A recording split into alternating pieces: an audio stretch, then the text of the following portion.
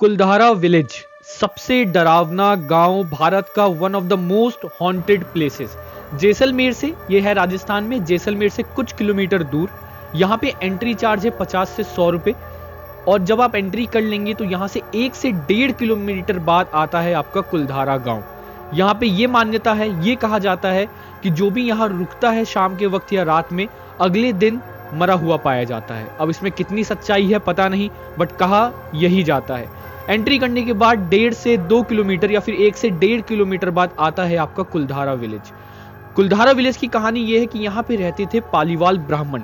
कुलधारा village के साथ साथ बहुत सारे गांव थे, लेकिन सबसे बड़ा गांव था कुलधारा गांव।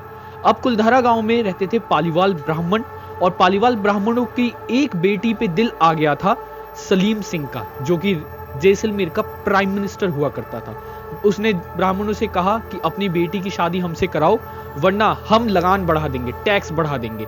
तो अपनी इज्जत बचाने के लिए और अपनी मान्यता रखने के लिए पालीवाल ब्राह्मणों ने रातों रात ये गांव खाली कर दिया और श्राप दे गए कि यहां आज के बाद कोई नहीं रुक पाएगा।